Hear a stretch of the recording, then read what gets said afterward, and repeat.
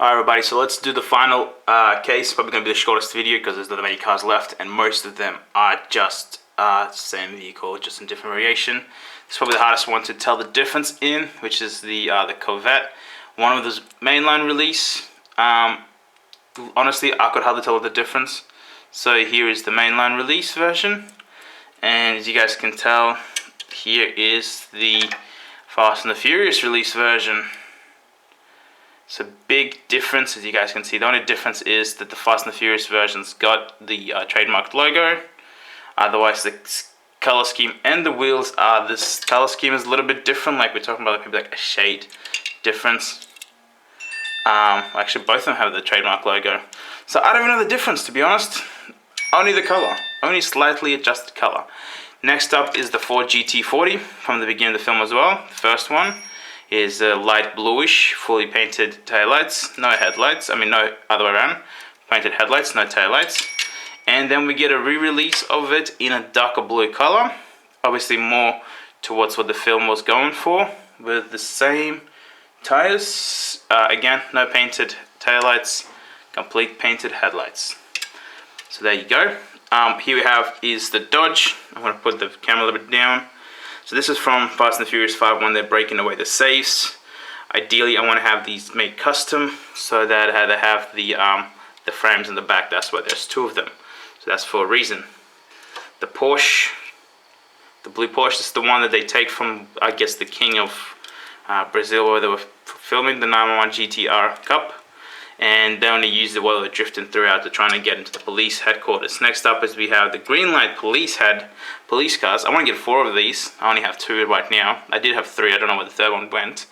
But so this is, I want to get 4. So for the fact that there were 4 of them when they were racing. So do you guys remember the race where Paul Walker wins, or Brian O'Connor, and everybody says that Dom just took his foot off the pedal. Next up is we have the Ford GT40. So I'm going to lift it up here. And so this is the mainline release. As you guys can kind of tell, this is the latest release that came out this year. Now, when we bring them up, have a look. There is a big difference. Obviously, the first quite notable difference is the color scheme. So the new release has got a much darker and like pearly kind of color and different wheels. Otherwise, apart from that, the cars are very similar. So they both have the same tempo. Here we have the logo, no logo, and no painted headlights on either side of them. So that's those 2 releases. The Daytona ones are pretty simple to tell. We have the mainline release, which has got nothing painted. The first release, which has got the painted headlights. And then the second release, which has got a different color scheme and still painted headlights. Next up is the Subaru from Fast and Furious 7. So this is when they go crashing to get God's eyes. Pretty cool looking car. So we're using the casting here. So if you guys remember, this casting's used twice now. And the last 2 cars is Dom's Charger and the Toyota Supra.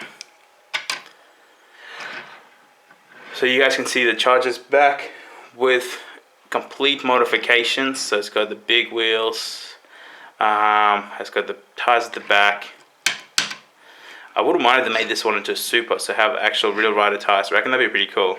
Hot Wheels, are you listening? Make it a Supra.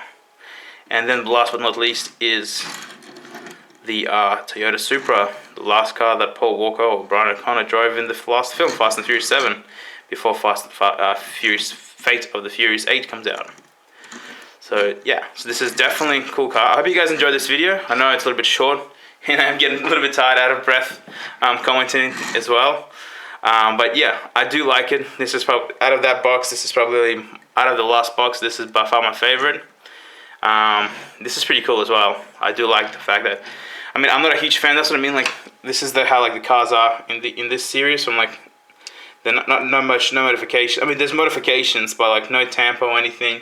Same goes with the Supra, no tampos or anything. Was like when comparing it to the other ones, you have like the tampos, like the really cool body kits, Obviously, just modified. Whereas this one just looks very simple, very plain.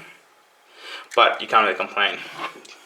So there you go, guys. That's the end of my videos. Hope you guys enjoyed them. If you did, please give me a thumbs up. And I hope you guys enjoyed it and actually learned something. And hopefully your collection is bigger than mine. I'm just being honest. I do hope other people have as much enjoyment in collecting as I do. See you guys.